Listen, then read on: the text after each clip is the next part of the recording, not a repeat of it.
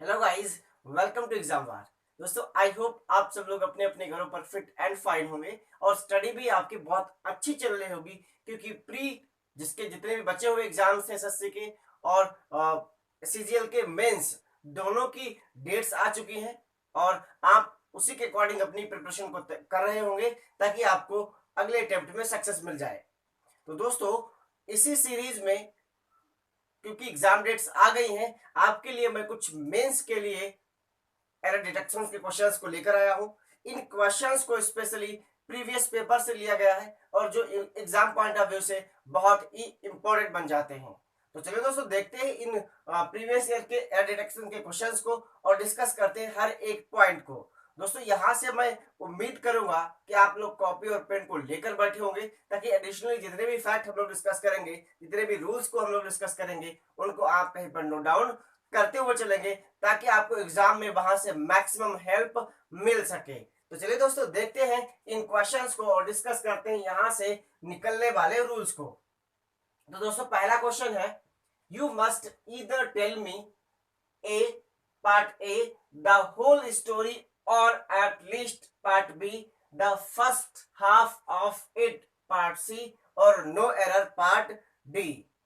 तो उम्मीद करता हूं आपने अपना आंसर गेस करके टिक कर लिया होगा। अब देखते हैं इसका सही आंसर क्या होगा दोस्तों। तो दोस्तों, इसमें सबसे पहले सब्जेक्ट अपना है यू, मस्ट मॉडल वर्ब लिया हमने। तो यू मस्ट, और दोस्तों मॉडल वर्ब जितने भी होते हैं, चाहे विल हो, शैल हो, मे हो, माइट हो, कैन हो, कुड हो, मस्ट हो, तो जितने भी ये मॉडल वर्ब होते हैं, ये सेंटेंस में जो सब्जेक्ट होता है, चाहे वो सिंगुलर हो चाहे वो प्लुरल हो, दोनों के साथ यूज करते हैं इनको। तो पहली बात यहां से निकली। दोस्तों, यहां से जो हमें रूल यूज करना है, जो पॉइंट हमें यूज करना है, वो पॉइंट है ईदर के साथ और का। किसका दोस्तों? ईदर के साथ और का। तो यहां से हमें समझना यह है कि कुछ वर्ड्स होते हैं, जैसे ईदर के साथ हम क्या यूज करते हैं? और यूज करते हैं। नीदर के साथ क्या यूज करते हैं? नॉर यूज करते हैं। नॉट ओनली के साथ हम क्या यूज करते हैं दोस्तों? नॉट ओनली के साथ बट ऑल्सो यूज करते हैं। दोस्तों, ये तो इनके पेयर वर्ड हो गए। दूसरी बात इनके साथ में हमें याद ये रखनी है कि अगर हमने ईदर के साथ बाद में नाउन यूज किया है तो और के साथ भी यहां पर नाउन ही होना चाहिए, पहली बात। और अगर हमने इसके साथ प्रोनाउन यूज किया है तो और के साथ भी प्रोनाउन यूज होना चाहिए। तो कहने का मतलब ये तीनों पेयर ऑफ वर्ड्स, ईदर और neither nor not only but also, in pairs के बाद में हम दोनों ही साइड में same parts of speech use करते हैं। कहने का मतलब सेम केस बनाते हैं। तो अब हमें इस केस को यहां पर इस सेंटेंस में यूज करना है। तो दोस्तों, ईदर के साथ में हमने यूज किया टेल। टेल क्या है दोस्तों? टेल है वर्ब। क्या है दोस्तों? वर्ब है। और इसका पेयर वर्ड क्या है दोस्तों? और है। अब और के साथ में हमने यूज किया एटलीस्ट। क्या उसके दोस्तों? एटलीस्ट। ये एक प्रेपोजिशन है। तो दोनों के साथ में जो हमने पेयर वर्ड यूज किया है वो सिमिलर नहीं है। तो जब ये पेयर वर्ड, इनका पेयर वर्ड के साथ में जो नेक्स्ट वर्ड हमने यूज किया है वर्ब है, एटलीस्ट है, तो ये जब सिमिलर नहीं है तो इसका मतलब सेंटेंस गलत है फिर। और गलत है तो इसको हम सही कैसे कर सकते हैं? तो दोस्तों, यहां से हम कुछ ऐसा करें, इस वर्ड को शिफ्ट करें या इस वर्ड को शिफ्ट करें ताकि सेंटेंस में बैलेंस बन जाए, ये कंडीशन, ये सिचुएशन बैलेंस में आ जाए। तो अब हम क्या करें दोस्तों? अब हम अगर ईदर वर्ड को इस प्लेस से हटाकर इस प्लेस पर यूज कर दे, कहने का मतलब मी के बाद में यूज कर दे, तब ये सेंटेंस बिल्कुल प्रॉपर कंडीशन में आ जाएगा। तो सेंटेंस बनेगा, you must tell me either the whole story or at least the first half of it. कहने का मतलब सेंटेंस सही हो जाएगा। तो इस सेंटेंस में हमें ईदर को टेल से पहले नहीं, मी के बाद इस प्लेस पर यूज करना है और सेंटेंस अपना सही हो जाएगा। तो इसके अकॉर्डिंग, इस रूल के अकॉर्डिंग जो प्रॉब्लम निकल के आई वो प्रॉब्लम है पार्ट ए में। इस सेंटेंस का पार्ट ए बिल्कुल गलत है और इसको सही करने के लिए हमें ईदर को यहां से रिप्लेस करके इस मी के बाद में यूज करना पड़ेगा, इस प्लेस पर यूज करना पड़ेगा और उम्मीद करता हूं ये बात आपको अच्छी तरीके से समझ में आ गई होगी। दोस्तों इसके साथ में कुछ और भी रूल्स लगे हुए हैं। अगर हमने इनको सब्जेक्ट पार्ट में यूज किया है तो इधर और, neither nor, not only but also, तो इसके बाद में जो हम सब्जेक्ट यूज करते हैं, इसके बाद में हम जो सब्जेक्ट यूज करते हैं इसके अकॉर्डिंग हम वर्ब यूज करते हैं। इसको भी आप कहीं पर नोट डाउन कर लीजिए। कहने का मतलब जो सेकेंड सब्जेक्ट होता है, सेकेंड नाउन या प्रोनाउन होता है, इसके अकॉर्डिंग हम वर्ब यूज करते हैं। तो उम्मीद करता हूं ये बात आपको समझ में आई होगी। चलिए दोस्तों अब देखते हैं क्वेश्चन नंबर 2। सेंटेंस नंबर 2 में क्या एरर है इसको भी देखते हैं। तो दोस्तों सेंटेंस नंबर 2 में हमने लिखा है, क्या लिखा दोस्तों? सेंटेंस नंबर 2 में लिखा है ही फर्मली बिलीव्स। क्या लिखा दोस्तों? he firmly believes that a radical change in the structure of your various departments are necessary। दोस्तों उम्मीद करता हूं यहां पर अब तक आपने अपना आंसर मार्क कर लिया होगा, और नहीं तो अगर कुछ समझ में नहीं आया होगा तो आप इसको स्किप कर जाएंगे। तो दोस्तों सबसे पहले हमने देखा ही फर्मली बिलीव्स दैट। अब जैसे ही हमने दैट देखा तो समझ में ये बात आई है, क्योंकि दैट एक कंजंक्शन है, इसीलिए इस सेंटेंस में, इस पूरे एक क्वेश्चन में दो सेंटेंस हैं, और जब दो सेंटेंस है तो दोनों को हमें अलग अलग चेक करना है। अब दोस्तों सबसे पहले हमने लिखा सब्जेक्ट क्या है? ही है, और ही सिंगुलर सब्जेक्ट है, तो यहां पर वर्ब में हमने एस या ईएस लगा लिया, तो वर्ब प्लस एस या ईएस कर दिया तो बिल्कुल ये सेंटेंस सही हो गया, इसमें कोई भी दिक्कत नहीं है। तो ही फर्मली बिलीव्स मींस वो बहुत बहुत ज्यादा बिलीव करता है, बहुत पक्का विश्वास है उसको। अब दूसरा सेंटेंस शुरू हुआ है कनेक्ट करके दैट से हमने दूसरे सेंटेंस को कनेक्ट किया और फिर फ्रेम किया। अब ए पार्ट तो बिल्कुल सही, इसमें कोई दिक्कत नहीं है। अब जरा दूसरे पार्ट पे डिस्कशन कर लेते हैं। तो दूसरा पार्ट, इसमें सब्जेक्ट क्या है? वर्ब रहा ये, और वर्ब से पहले कुछ सब्जेक्ट होगा। सब्जेक्ट देखते हैं, अ radical change in the structure of your various departments are necessary। अब दोस्तों इस वर्ब को हमने किस सब्जेक्ट के लिए यूज किया है, सबसे पहले ये फाइंड करना बहुत जरूरी है। अब दोस्तों a radical change in, तो हमने देखा यहां से हम सब्जेक्ट ढूंढ रहे थे, यहीं से तो हम सब्जेक्ट ढूंढेंगे, तो हम यहां से सब्जेक्ट ढूंढ रहे थे और इधर से हमने सेंटेंस को पढ़ना शुरू किया, तो हमको यहां पर मिला एक प्रेपोजिशन। क्या मिला दोस्तों? ये मिला हमको प्रेपोजिशन। और अगर प्रेपोजिशन हमको मिल गया तो ये दो चीजें इंडिकेट करके जाता है कि सब्जेक्ट इस पोर्शन में है। कहने का मतलब सब्जेक्ट अपना सेंटेंस में फर्स्ट प्रेपोजिशन से पहले होगा और नाउन या प्रोनाउन होगा। तो कहने का मतलब अब इस स्ट्रक्चर को हम भूल जाए तो जो अपना सब्जेक्ट होगा वो होगा अ रेडिकल चेंज। ये अपना सब्जेक्ट बना। क्या बना दोस्तों? सब्जेक्ट बना अ रेडिकल चेंज, जो है सिंगुलर, जो कैसा है? सिंगुलर है, और इस सिंगुलर सब्जेक्ट को हमें वर्ब भी सिंगुलर ही देनी है। तो दोस्तों यहां पर हमें आर ना यूज करके क्या यूज करना है? इज यूज करना है, जो बिल्कुल सही होगा।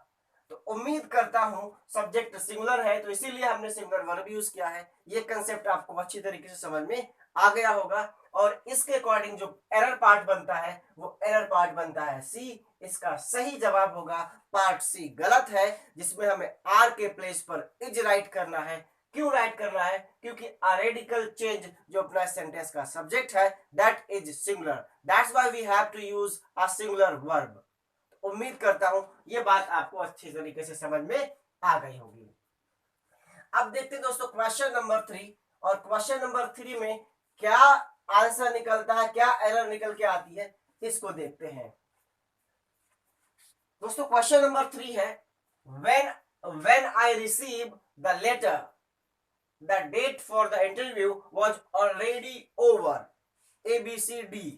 क्या है आपका आंसर? चेक करते हैं। तो दोस्तों सबसे पहले हमने देखा when I receive, जब मैंने रिसीव किया, जब मैंने क्या किया, सॉरी जब मैं रिसीव करता हूं, तो ये दोस्तों सब्जेक्ट हुआ आई जो है प्लुरल, और इसके अकॉर्डिंग जो वर्ब हुआ वो भी क्या है? प्लुरल है। उम्मीद करता हूं दोनों बातें आपको समझ में आई होंगी। But when I received the letter, जब मैं लेटर रिसीव किया करता हूं, the date for the interview was already over। कहने का मतलब इंटरव्यू के लिए डेट ऑलरेडी निकल चुकी थी। तो जब इंटरव्यू के लिए डेट निकल चुकी थी तो ये तो बात पास्ट की हो गई। और जब लेटर रिसीव करने वाली बात है तो लेटर तो हमने रिसीव कर लिया ना, तो लेटर रिसीव कर लिया इसका मतलब वो भी पास्ट की बात है। और जब वो भी पास्ट की बात है तो रिसीव नहीं, क्या होना चाहिए इस प्लेस पर रिसीव्ड होना चाहिए। तो when I received the letter the date for the interview was already over. तो कहने का मतलब दोनों ही इंसिडेंट्स, लेटर को रिसीव करना और एग्जाम डेट का निकलना, दोनों ही पास्ट की है, तो दोनों ही सेंटेंसेस भी पास्ट में होने चाहिए। तो इस तरीके से पार्ट ए गलत है, रिसीव की जगह पर हमें क्या लिखना है, रिसीव्ड लिखना है। दोस्तों अगर आपने रिसीव लिखा तो ये इंसिडेंस बार बार रिपीट हो जाएगी, हर बार आप लेटर को रिसीव करेंगे और इंटरव्यू की डेट निकल जाएगी। तो ऐसा तो होगा नहीं, ये एक बार की बात है, जब आप लेटर रिसीव किया था तो डेट निकल गई थी। तो कहने का मतलब दोनों चीजें, दोनों ही सेंटेंसेस, दोनों ही कंडीशंस पास्ट की थी, तो इसीलिए हम इस सेंटेंस को पास्ट में ले जाएंगे और पार्ट ए में रिसीव की जगह पर रिसीव्ड कर देंगे और सेंटेंस अपना बैलेंस्ड कंडीशन में आ जाएगा। उम्मीद करता हूं ये बात भी आपको समझ में आई होगी। और इसका आंसर क्या बनेगा, इसका सही आंसर बनेगा पार्ट ए। पार्ट ए गलत है, जिसमें हमने रिसीव को रिसीव्ड से रिप्लेस करना है। तो उम्मीद करता हूं ये बात भी आपको समझ में आई होगी। तो देखते हैं दोस्तों नेक्स्ट क्वेश्चन नंबर 4 क्या है। A committee comprising eminent members from various technical institutions was set up. दोस्तों अब इसकी एक एक कंडीशन को समझते हैं। दोस्तों सब्जेक्ट क्या है, सब्जेक्ट है अ कमिटी। क्या है, अ कमिटी। कमिटी दोस्तों एक कलेक्टिव नाउन है जो सिंगुलर और प्लूरल दोनों तरीके से बिहेव करता है। ये सिंगुलर में भी यूज होता है, इसको प्लूरल में भी यूज करते हैं। अगर कमिटी में कोई डिफरेंसेस है, कमिटी के लोगों में मतभेद है, अलग अलग विचारधारा के हैं, एक पॉइंट पर वो सहमत नहीं हो पा रहे हैं, तो वो प्लूरल रहेगा। और कमिटी अगर यूनाइटेड है, सभी लोगों के विचार मिलते हैं, तो वो सिंगुलर रहेगा। तो कमिटी कंप्राइजिंग, अब दोस्तों कंप्राइजिंग यहां से एक वर्ड निकल के आया कॉम्प्राइज, बड़ा ही अच्छा वर्ड है दोस्तों कॉम्प्राइज। दोस्तों कॉम्प्राइज एक ऐसा वर्ड है जिसको एग्जाम में अक्सर पूछा जाता है, और अक्सर इसके साथ पूछा क्या जाता है, इसके साथ में ऑफ लगा के दिया जाता है, जो बिल्कुल गलत होता है। तो कॉम्प्राइज के साथ में हम प्रीपोजिशन ऑफ यूज नहीं करते हैं, और सिर्फ कॉम्प्राइज का मतलब होता है कंसिस्ट। क्या मतलब होता है दोस्तों, कंसिस्ट ऑफ। क्या मतलब होता है दोस्तों, कंसिस्ट ऑफ। तो दोस्तों कंसिस्ट अगर आपने यूज किया तब तो ऑफ सही है, कॉम्प्राइज यूज किया है तब आपको ऑफ यूज करने की जरूरत नहीं है, ऑफ उसके साथ में इनबिल्ट है। तो यहां से कई बार एरर में ये क्वेश्चन आता है और कॉम्प्राइज के साथ में ऑफ लगा के दिया जाता है, बट इस क्वेश्चन में ऑफ ऑलरेडी नहीं है, तो इसका मतलब इस यहां पर कोई दिक्कत भी नहीं है। उम्मीद करता हूं ये बात आपको समझ में आई होगी। पार्ट ए बिल्कुल सही है, इसमें कोई दिक्कत नहीं है। फिर क्या दोस्तों, फिर है eminent members from various technical institutions. तो इमिनेंट मेंबर्स मतलब बड़े जाने पहचाने मेंबर्स, तो इसके साथ में हमने प्लूरल नाउन यूज किया। फ्रॉम वेरियस, फ्रॉम दोस्तों ये प्रीपोजिशन है, और प्रीपोजिशन के बाद में हम क्या यूज कर सकते हैं, नाउन यूज कर सकते हैं और ऑब्जेक्टिव प्रोनाउन यूज कर सकते हैं। तो फ्रॉम वेरियस, अब वेरियस दोस्तों एक ऐसा वर्ड है, हमने लिखा वेरियस, क्या लिखा दोस्तों, वेरियस, मेनी, फ्यू, डिफरेंट। दोस्तों ये कुछ ऐसे वर्ड्स हैं, इनके साथ में अगर आपने कोई नाउन यूज किया तो वो प्लूरल ही यूज करना पड़ेगा। तो दोस्तों यहां पर टेक्निकल इंस्टीट्यूशंस ये प्लूरल है, इंस्टीट्यूशंस है नाउन, और इंस्टीट्यूशंस है कैसे, टेक्निकल है, ये है इसका एडजेक्टिव। तो ये रहा एडजेक्टिव और ये रहा नाउन। नाउन हमें प्लूरल चाहिए, तो ये इंस्टीट्यूशंस प्लूरल है, और नाउन से पहले हम जब चाहे तब एडजेक्टिव यूज कर सकते हैं, उसमें ग्रामेटिकली कोई भी दिक्कत नहीं होगी। तो ये सेंटेंस यहां तक बिल्कुल सही निकला, इसमें कोई भी दिक्कत नहीं है। और अब हमने यूज किया वॉज। दोस्तों वॉज हमने इसलिए यूज किया क्योंकि ये सब्जेक्ट अपना सिंगुलर है। कैसा दोस्तों, सिंगुलर है, और सिंगुलर सब्जेक्ट के अकॉर्डिंग सिंगुलर वर्ब होना चाहिए, और वर्ब कैसा है, सिंगुलर है। और ये पास्ट की बात है, कमिटी कंप्राइजिंग जो इसमें वेरियस वेरियस टेक्निकल इंस्टीट्यूशंस थे, सॉरी दोस्तों ऐसा नहीं है, अ कमिटी कंप्राइजिंग एक कमेटी जो बनाई गई थी जिसमें वेरियस टेक्निकल इंस्टीट्यूशन से जो इमिनेंट मेंबर्स थे उनको शामिल किया गया था। तो वो कमेटी बनाई जा चुकी थी, कहने का मतलब वो चीज पास्ट की थी। और पास्ट के लिए हमने पास्ट का वर्ब लगाया है, पास्ट का वर्ब मतलब पास्ट वाज लगाया है। और वाज क्यों लगाया है? क्योंकि सब्जेक्ट अपना सिंगुलर है तो सिंगुलर वर्ब लगाया है, तो इसमें कोई दिक्कत नहीं है। वाज सेट अप बनाई गई थी या सेट की गई थी। तो इस तरीके से हमने सेंटेंस में देखा, कोई भी दिक्कत नहीं है। राइट आंसर क्या निकलेगा? राइट आंसर निकलेगा डी। इस सेंटेंस में कोई भी दिक्कत नहीं है। दोस्तों जब भी आपसे कोई 5 क्वेश्चन या 10 क्वेश्चन एरर के पूछे जाएंगे तो उसमें एक दो क्वेश्चन नो एरर का 100% होगा ही होगा, ये आप बिल्कुल कंफर्म मान के चलिएगा। तो ये क्वेश्चन जब जिसका आंसर होता है नो एरर, ये क्वेश्चन एरर की कंपैरिजन में ज्यादा टफ हो जाते हैं, क्योंकि यहां से आपको सारी चीजें चेक करनी पड़ती हैं तब आप आंसर लगा पाते हैं। अगर कोई सेंटेंस में एरर है तो आप आसानी से फाइंड आउट कर सकते हैं, जबकि नो एरर वाले सेंटेंस में ज्यादा दिक्कत होती है। तो चलो दोस्तों देखते हैं क्वेश्चन नंबर 5। और क्वेश्चन नंबर 5 क्या है? The patient was accompanied with his friends। दोस्तों यहां से बिल्कुल डिट्टो आपको एक बात याद रखनी है। क्या बात याद रखनी है दोस्तों? accompany कौन सा वर्ब है दोस्तों? वर्ड है accompanied। दोस्तों एक वर्ड है accompany, कौन सा दोस्तों वर्ड है? accompany, और इसी को थर्ड फॉर्म में यूज कर दिया गया है accompanied। दोस्तों accompany जो वर्ड है, इसके बाद में जो प्रेपोजिशन हम लोग यूज करते हैं वो बाय यूज करते हैं, विद नहीं। क्या यूज करते हैं दोस्तों? वो हम बाय यूज करते हैं, विद नहीं यूज करते हैं। तो accompany या accompanied by होता है, तो यहां पर हम लोग accompanied by यूज करेंगे, विद ना नहीं यूज करेंगे। तो कहने का मतलब जो एरर निकलेगी वो निकलेगी पार्ट सी में। और क्या एरर है? यहां पर हमें विद के प्लेस पर बाय यूज करना है। तो दोस्तों ये फिक्स्ड प्रेपोजिशन का केस है, इसको आपने कहीं पर नोट कर लेना है।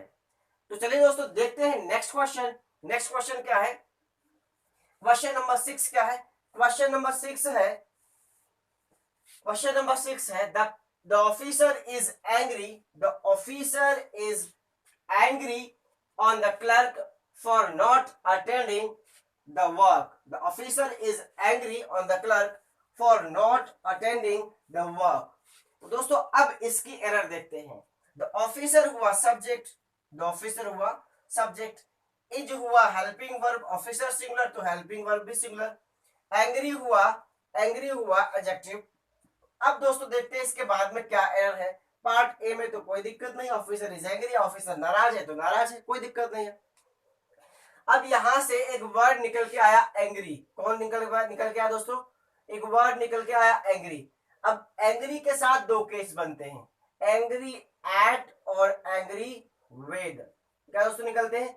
एंग्री एट और एंग्री विद। दोस्तों एंग्री एट किसी इशू, कोई भी इशू हो, कोई भी इशू हो, कोई भी पॉइंट हो, कोई भी बात हो, उस पर जब हम नाराज होते हैं तो यूज करते हैं एंग्री के साथ में एट। और जब किसी पर्सन से नाराज होते हैं, किसे दोस्तों? किसी पर्सन से नाराज होते हैं तब यूज करते हैं विद। और इस केस में जो ऑफिसर है वो क्लर्क पर नाराज है। किस पर नाराज है दोस्तों? क्लर्क पर नाराज है। क्यों? For not attending to the work, to work, क्योंकि उसने वर्क को अटेंड नहीं किया, इस वजह से क्लर्क पर नाराज है।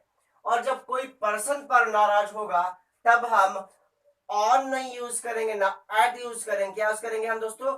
इस प्लेस पर यूज करेंगे विद, और सेंटेंस सही हो जाएगा। इसका मतलब इस सेंटेंस में जो दिक्कत निकली है वो निकली है पार्ट बी में, और पार्ट बी में हमें ऑन को रिप्लेस करना, किससे? विद से रिप्लेस करना है।